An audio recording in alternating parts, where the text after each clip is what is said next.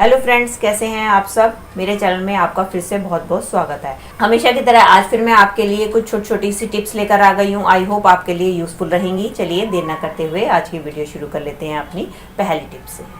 चलिए फ्रेंड, मेरी पहली टिप होने वाली है सब्जियों को लेकर। दोस्तों, जब भी हम मार्केट से इस तरीके से पॉलिथीन में सब्जियां लेकर आते हैं तो हम अक्सर क्या करते हैं कि गिट्ठा बंद करके लेकर आते हैं ताकि हमारी सब्जियां गिरे ना। लेकिन कई बार क्या होता है कि गिट्ठा इतनी ज़्यादा टाइट बंद हो जाती है, जब हमें इसे सब्जियों को निकालना पड़ता है तो हमसे जो है गिट्ठा खुलती नहीं है, जिसके कारण हमें क्या होता है, हमें कई बार पॉलिथीन को फाड़ना पड़ता है, जिससे कि हमारे पॉलिथीन की वेस्टेज होती है। तो आपको मैं बहुत ही बढ़िया ट्रिक बताने वाली हूँ, जिसकी मदद से आप बहुत ही आसानी से पॉलिथीन में लगी गिट्ठा को खोल सकते हैं। उसके लिए आपने क्या करना है, इसके दोनों एंड्स लेने हैं और हमें उसको इस तरीके से ट्विस्ट कर देना है। ट्विस्ट करने के बाद आपने क्या करना है, इसको पीछे की तरफ को आपने धकेलना है। ये देखिए, जैसे ही आप इसको पीछे की तरफ को धकेलेंगे तो आप देखेंगे कि आपकी गिट्ठा जो है बहुत ही आसानी से खुल जाएगी और इसकी मदद से आप अपने पॉलिथीन को बहुत ही आसानी से ओपन कर पाएंगे। जिससे क्या होगा, एक तो गिट्ठा खुल जाएगी और दूसरा आपको पॉलिथीन भी फाड़कर वेस्ट नहीं करना पड़ेगा।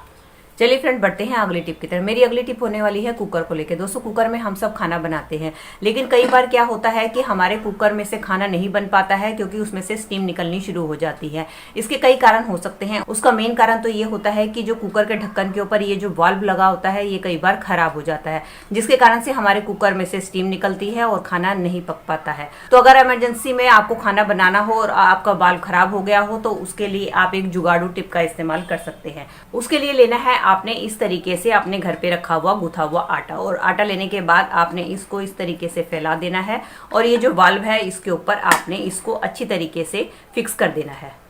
इसके बाद जब आप खाना बनाएंगे तो आप देखेंगे कि आपकी स्टीम बिल्कुल भी नहीं निकलेगी और आपका खाना आसानी से बन जाएगा। और कई बार दोस्तों क्या होता है कि कुकर की हमारी ये जो रबड़ होती है ये भी कई बार खराब हो जाती है या लूज हो जाती है, जिसके कारण हमारा खाना ढंग से नहीं बन पाता है और साइड से जो है हमारी स्टीम निकलनी शुरू हो जाती है। तो उसके लिए भी आप एक काम कर सकते हैं। उसके लिए भी आपने लेना है इस तरीके से आटा, और आटा लेने के बाद आपने इसका इस तरीके से लंबाई में फैला देना है और फैलाने के बाद जहां भी आपकी स्टीम निकलती है उसके ऊपर आपने इस तरीके से आटे को लगा देना है।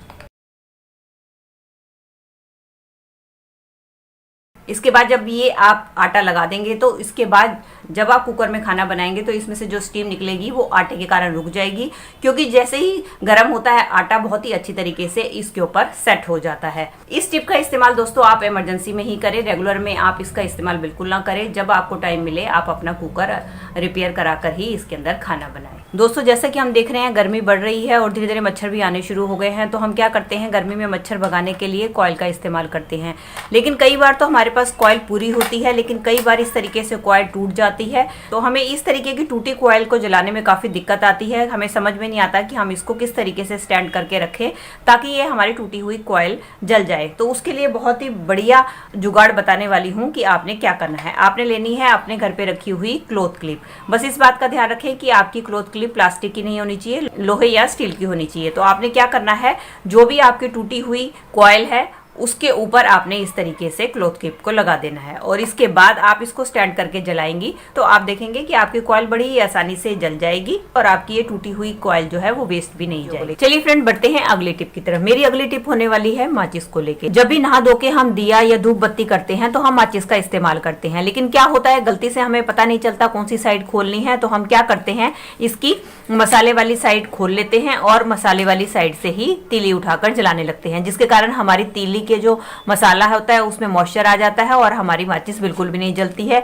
और हमारा टाइम तो खराब होता ही है। तो उसके लिए बहुत ही बढ़िया ट्रिक लेकर आई हूँ कि आपने क्या करना है।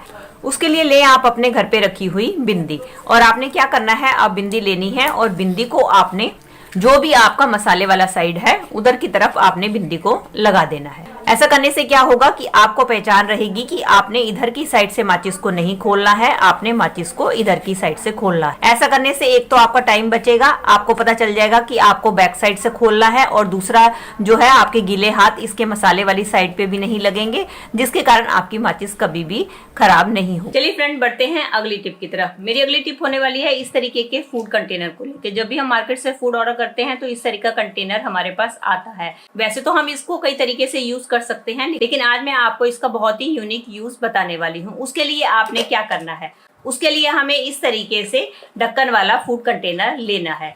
अब हमें इस ढक्कन को इस कंटेनर के साथ फिक्स करना है ताकि ये बार बार इससे जो है अलग ना हो। इसके लिए हम क्या करेंगे, ये जो ढक्कन है इसके अंदर और इसके जो ये कंटेनर है इसके अंदर 2 होल बना लेंगे, एक इधर की साइड और एक इधर की साइड। ये देखिए फ्रेंड्स, मैंने कंटेनर के अंदर एक होल कर लिया है और साथ ही साथ इसके ढक्कन पे भी मैंने एक होल कर लिया है। ये होल मैंने इसलिए किया है ताकि हमारा ढक्कन इसके साथ फिक्स हो जाए, एकदम सिक्योर हो जाए और ये हिले ना। इसको सिक्योर करने के लिए और टाई करने के लिए हम लेंगे एक रबड़ बैंड। आप किसी धागे का भी इस्तेमाल कर सकते हैं। अब मैं क्या करूंगी, इस रबड़ बैंड को मैं बीच में से कट कर लूंगी।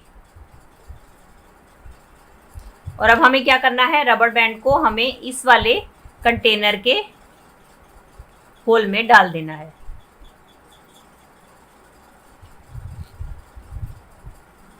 और इसका दूसरा सिरा हम डाल देंगे जो हमने कंटेनर में होल किया था उसके अंदर।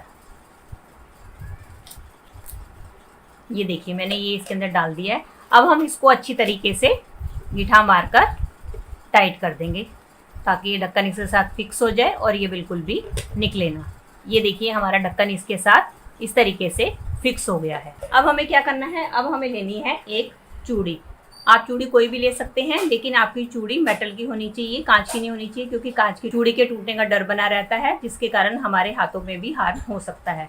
अब हम क्या करेंगे, अब हम लेंगे चूड़ी। चूड़ी को हमें फिक्स कर देना है इसके ढक्कन के साथ। इसके लिए आप ले लें डबल साइडेड टेप।